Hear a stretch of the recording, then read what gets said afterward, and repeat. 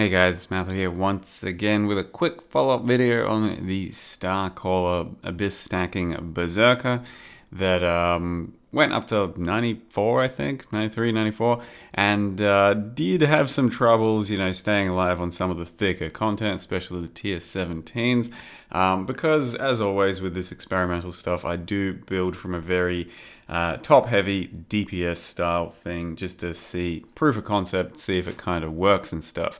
And it certainly does. Like, I'd say the good news here is that it's definitely possible to make Starcaller a bit of a focal point of your build. If you're going to try and make Starcaller kind of a thing, I think you certainly can, because the DPS in the end on this character was pretty damn respectable. It did go ahead and kill a few Ubers. It killed every tier 17 I tried, even though, some of them were pretty damn painful and stuff. And it could face roll the rest of the, normal Guardians and big, just normal sort of bosses like Uber Elder, Maven, all of that. The DPS was well and truly there. Like, against Maven or something, we could probably estimate 40 to 50 million DPS, and depending on the size of the hitbox of the enemy, it could do quite a bit more because of the overlaps on Starfall. So something like Cortex bosses have a pretty large hitbox from what I can tell, and those get like completely melted.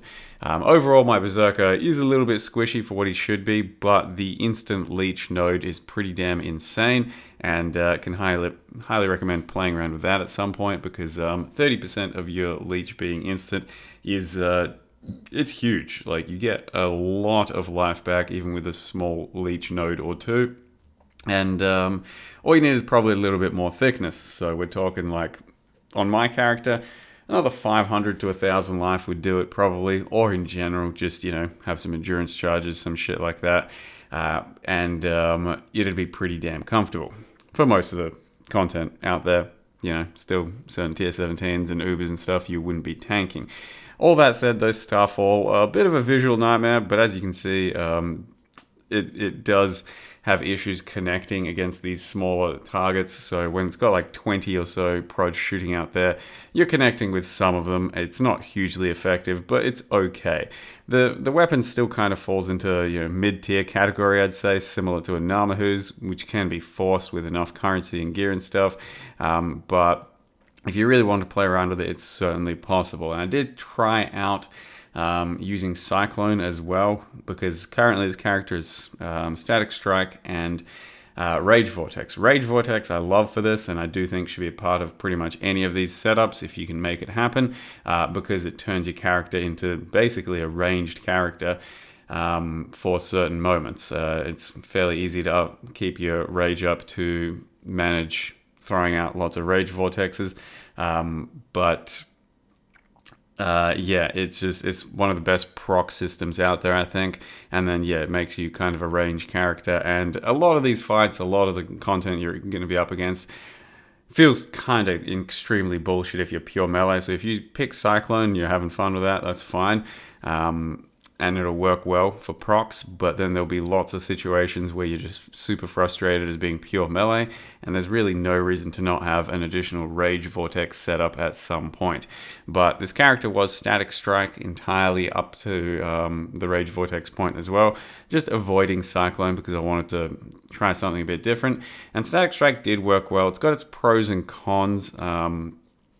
Over Cyclone, you'll definitely notice that Cyclone's a bit smoother, proc's a bit better, but Static Strike has that benefit of being able to just get your Static Strike up, run through a bunch of enemies, and not have to stop for a while, and then synergizes really well with Rage Vortex, I think, because you can have kind of like both up at the same time, whereas with Cyclone, you're basically just spinning until you stop, and then you throw out one Rage Vortex, and then just keep spinning, and you're very melee as well in that regard.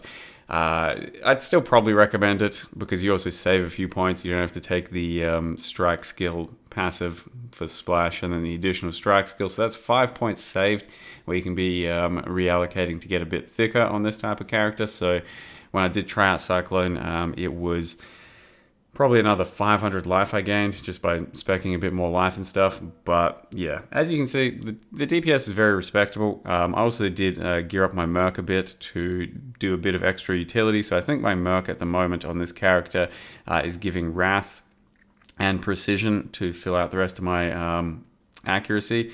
This here's an Uber Shaper. Did fucking do a few of these runs and died to some of them and stuff, but I was also kind of like trying to test if I could leech through the beam and stuff like that.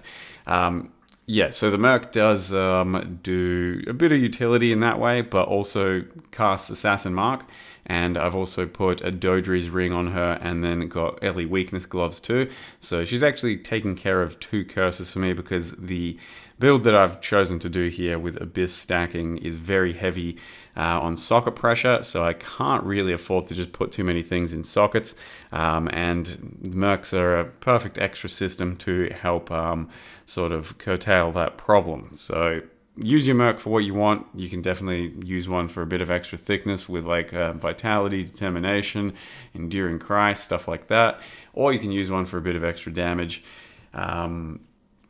Yeah, then this is just the quick cyclone test, it's very much kill or be killed against Mercs. Got to kill them pretty much instantly, or you might get one-tapped, and there's plenty of that going on. But otherwise, Cyclone, as you can see, pretty damn smooth. You can just fucking right-click and blast around. And yeah, once again, I didn't really build around the Light Poacher thing at all. I just had it as an additional source of kind of abyssal sockets while still having some gem sockets. But you can definitely do just more of a Light Poacher setup where you really care about, for the most part, just the fizzes extra with the spirit charges. I didn't really want to do that, especially with the Merc and the worm thing.